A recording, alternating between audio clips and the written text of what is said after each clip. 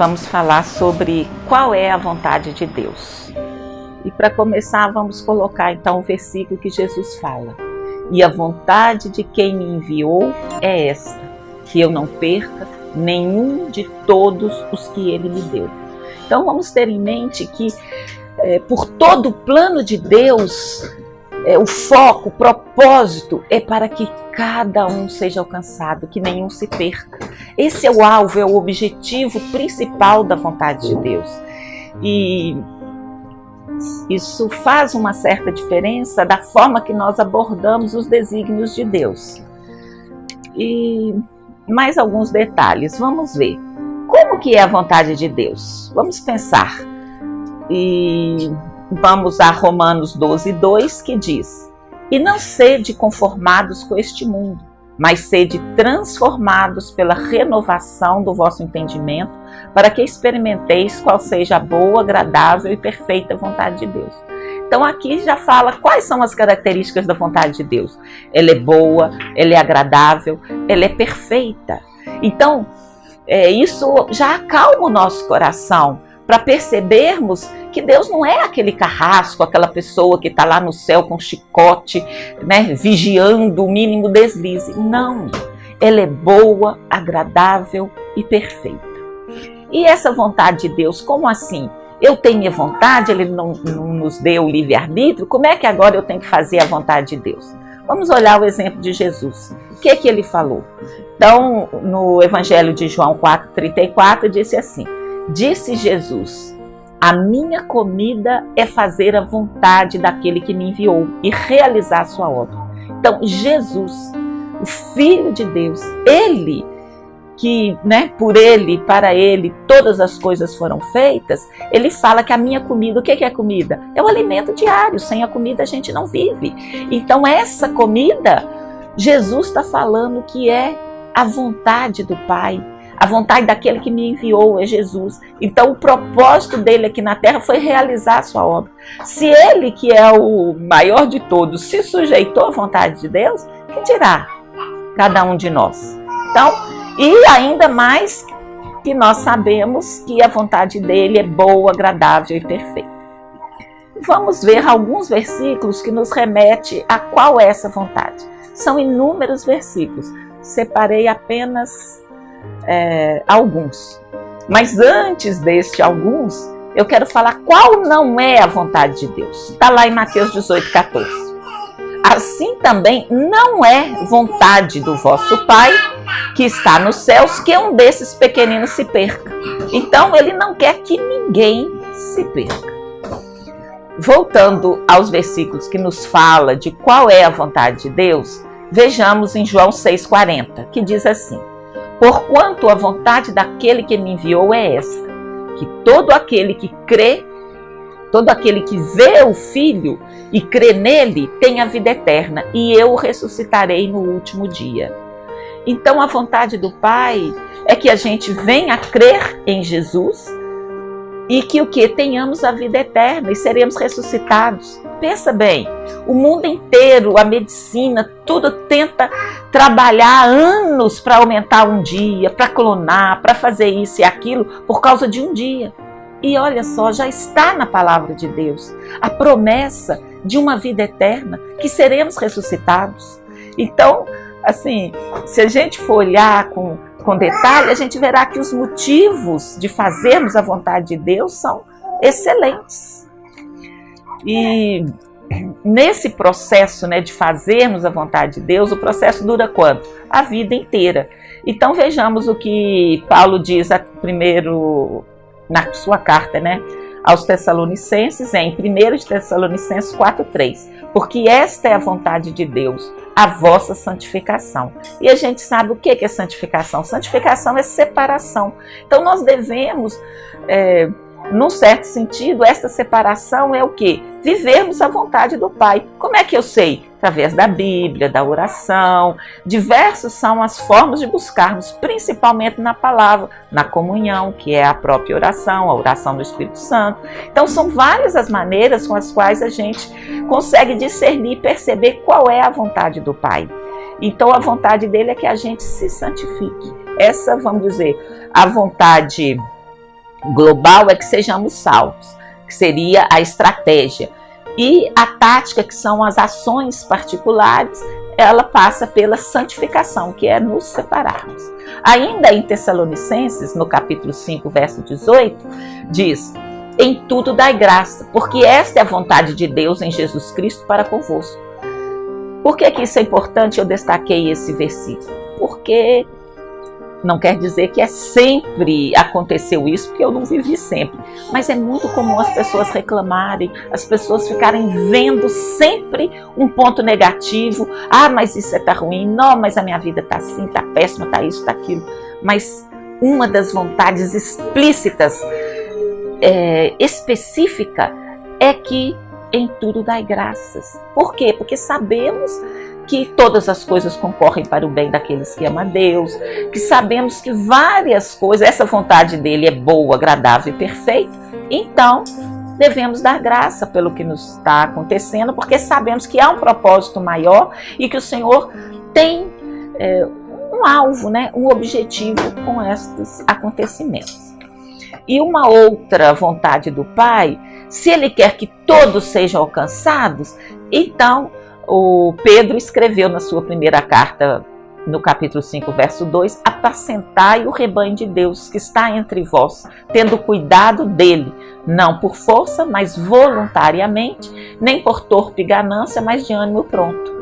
Então, o que é isso? Há um trabalho também a fazer. Se aquilo foi bom para você, você quer que seja bom para outras pessoas.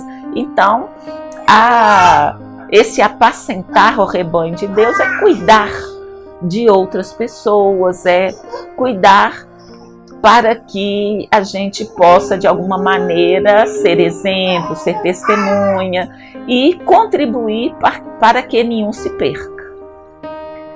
Agora, eu separei também alguns princípios ou características que nós devemos trabalhar para que possamos praticar a vontade de Deus. Como assim? A vida, ela é um caminho. E nesse caminho, a gente nasce bebê, a gente adolesce, cresce, fica idoso. Então, há um caminho. E algumas ações, algumas coisas, nós devemos procurar. Nós devemos procurar, num certo sentido, desenvolver ou, na verdade, praticar a palavra. E tem algumas características que eu gostaria de compartilhar com vocês. A primeira que eu separei é um interesse genuíno. O que é isso? Em Efésios 6,6 está escrito: não servindo à vista, como para agradar aos homens, mas como servos de Cristo, fazendo de coração a vontade de Deus. Então, você não vai trabalhar, servir, fazer a vontade com outras intenções, mas o interesse genuíno de agradar a Deus, de fazer a vontade dele. E como Paulo falou aqui, não servindo à vista como para agradar os homens, ou seja, fazendo, vamos dizer, as coisas planejadas de caso pensado assim, para obter algum favor, alguma graça. Infelizmente, existe esse tipo de coisa, né, no meio da igreja. Outra característica é que nós devemos conhecer a palavra. Então é importante você discernir qual é a vontade de Deus. Sabemos que ela é boa, agradável e perfeita, mas qual é? Buscando a Bíblia, conhecendo. E João, no capítulo 7, verso 17, diz assim: se alguém quiser fazer a vontade de Deus, conhecerá a doutrina, se ela é de Deus ou se eu falo por mim mesmo.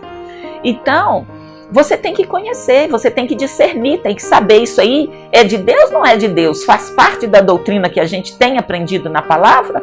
Ou é um novo ensinamento, uma nova doutrina, coisas estranhas? Então faz parte de conhecer, vamos dizer assim, conhecer o sentido da obra, porque de repente aparece uma coisa nova, mas essa coisa se adequa ao jeito, ao modo de ser de Deus? Não, você conhecendo, você vai saber aquilo que provém do coração do Pai e não uma nova doutrina estranha. Isso a própria Bíblia já relatou. Paulo relatou várias oportunidades onde outros ensinos estavam sendo apresentados. E nós devemos prestar atenção a esse conhecimento da palavra. Outro princípio ou característica que devemos ter é a paciência. Então, Paulo aos Hebreus, capítulo 10, verso 36, diz: porque necessitais de paciência, para que, depois de haverdes feito a vontade de Deus, possais alcançar a promessa. Por que isso é importante? Porque muitas vezes a pessoa, vou fazer a vontade de Deus e imediatamente tudo vai virar na minha vida, vai transformar. Só que há um tempo de Deus que nem sempre Ele nos revela quando aquela promessa vai se cumprir. Então nós precisamos de paciência para aguardar. Mesmo fazendo a vontade de Deus, nem sempre o seu sonho, o seu projeto, aquela promessa, ela vai acontecer imediatamente. Então precisamos de ter paciência. Mais uma característica é a sinceridade. Então Mateus 7,21 falou assim: nem todo que me diz Senhor, Senhor entrará no reino dos céus, mas aquele que faz a vontade de meu Pai que está nos céus. Então eu tomei esse versículo para mostrar falsidade, hipocrisia, pessoas que fazem as coisas para que os outros vejam, são dissimulados. Então o Senhor conhece o coração, não tem como enganar a Deus. Então aquele que acha que está fazendo isso para conseguir sucesso financeiro, aquilo outro, não, o Senhor discerne, não tem como. Então a sinceridade, não adianta você dizer que eu sou de Deus, eu estou com Ele, Senhor é meu Deus, é meu isso, porque o Senhor sabe. Então aquele que faz sinceramente a vontade de Deus é este que vai alcançar as promessas de Deus. Mais uma coisa que é importante para a gente é o que? É ser sensato. A sensatez faz parte. Então, assim, muitas vezes a gente recorrendo a mistérios, vamos dizer, a vastidão da palavra de Deus, dos conselhos, de tudo que está escrito, muitas pessoas às vezes começam a fazer coisas que beiram uma loucura. Então a sensatez é algo muito importante. E Efésios 5,17 diz assim: por isso não sejais insensatos, mas entendei qual seja a vontade do Senhor. Então é necessário usar a faculdade que Deus nos deu de entendimento, sabedoria, inteligência, para poder discernir, para poder entender a palavra de Deus. Então sensatez é uma característica, é um princípio importante para que saibamos a palavra de Deus. E muitas coisas acontecem com quem pratica a palavra de Deus. A gente crê na salvação, crê que estaremos no céu. Então, em 1 João 2,17 é um dos versículos que mostra claramente isso. E o mundo passa e a sua concupiscência, mas aquele que faz a vontade de Deus permanece para sempre. Então é uma outra forma de falar que nós temos a vida eterna. Isso já seria suficiente para podermos buscar, entender e praticar a palavra de Deus. Então o mundo vai passar. A concupiscência é aquele desejo, vamos dizer, exaltado, aquele forte desejo que a pessoa não consegue viver amanhã sem realizar aquilo. Então isso vai passar, essas vontades, vamos dizer, aceleradas, vão passar. Mas aquele que faz a vontade de Deus permanece para sempre. Então, eram estes, assim, alguns princípios, alguns detalhes sobre a vontade de Deus, que é muito mais amplo do que estes minutos, que a gente está falando sobre ele, porque a Bíblia inteira contém a vontade de Deus.